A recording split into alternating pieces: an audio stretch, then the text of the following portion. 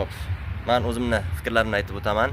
O'zbekistonda ijtimoiy jamoatchilik, ya'ni biz qanday rivojlanamiz, jamoalar qanday rivojlanadi va O'zbekistonda ijtimoiy jamoaviylik, jamoatchilik salohiyati qay darajada? Xo'p, bu yerda o'zbek jamiyatida jamoaviy salohiyat qay darajada? Xo'p, o'zbek jamiyatida jamoaviy salohiyat qay darajada? Biz O'zbekiston Respublikasi, o'zbek xalqi, O'zbekiston davlati mustaqil bo'lganiga ko'p bo'lmadi, to'g'ri, nisbatan-da boshqa davlatlarga, rivojlangan mamlakatlarga nisbatan necha yil bo'ldi? 2025, 24, 29. Demak, yaqinda 29 yilligini nishonlaymiz. Shunaqami? 29. Uzr. 29 emas ekan. 34 yilligini yaqinda nishonlar ekanmiz O'zbekistonimizni. Bu nisbatan rivojlangan mamlakatlarga nisbatan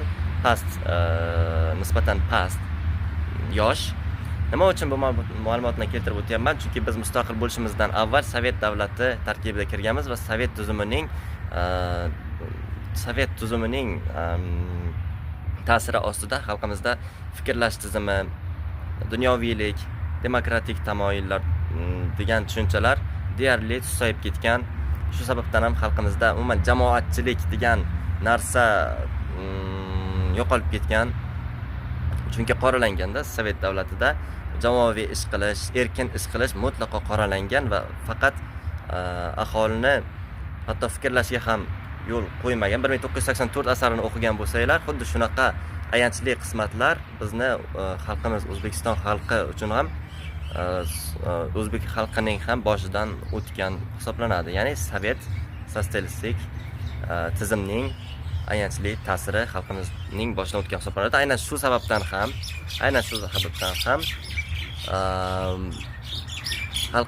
hozirgi xalqimizda jamoatchilik salohiyati sust.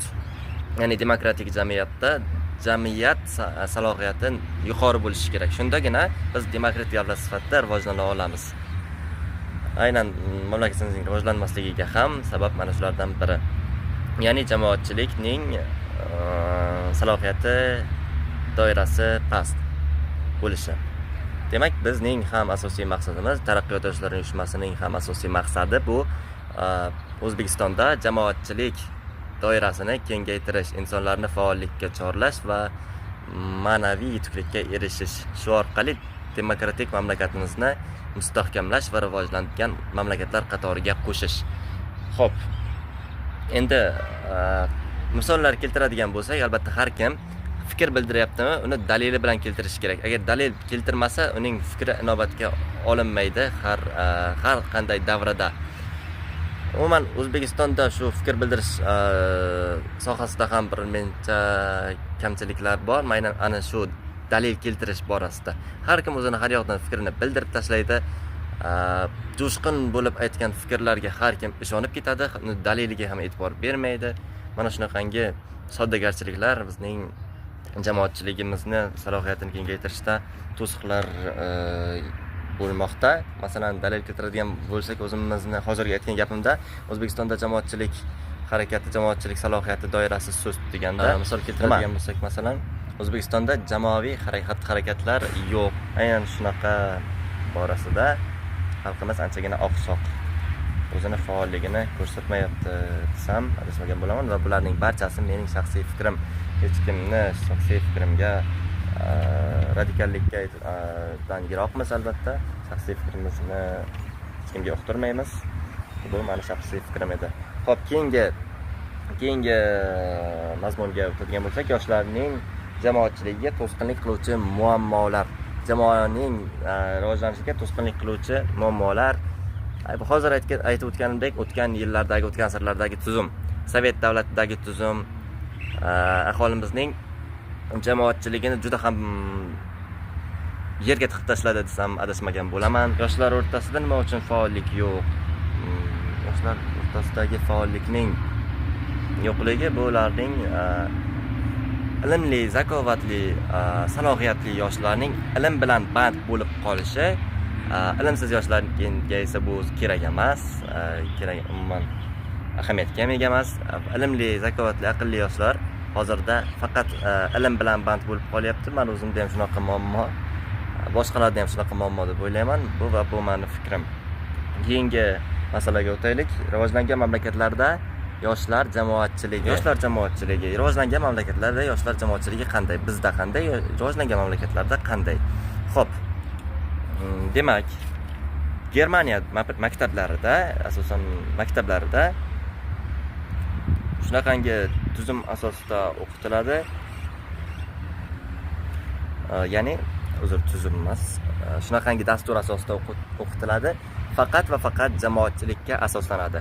Universitetlarda, rivojlangan mamlakat universitetlarida asosan imtihonlardan ham ko'ra jamoatchilik harakatlari, ya'ni jamoaviy loyihalar, jamoaviy ishlash, jamoaviy ilmiy ishlar olib borgan o'quvchilarga, talabalarga nisbatan ko'proq ball berishadi. Nisbatan emas, juda ham ko'p ball berishadi imtihonlarga nisbatan. O'zbekistonda esa asosan imtihonlar asosida talabalarni baholashadi. Jamoatchilik harakati, jamoaviy ishlar, ilmiy, ijtimoiy ishlarga unchalik ahamiyat berishmaydi. Ammo men juda ham xursandman, hozirgi kunda tumanlarga, har qanday tumanlarga ixtisoslashtirilgan maktablar, shaharlarga ixtisoslashtirilgan maktablar kirib keldi va aynan mana shunaqangi prezident ta'lim tizimidagi ixtisoslashtirilgan maktablarda shunday muhit bor, ya'ni jamoaviy muhit. Men o'zim Shahrisabz tuman ixtisoslashtirilgan maktabda o'qiganman 2 yil atrof, 2 o'quv yili. Bunda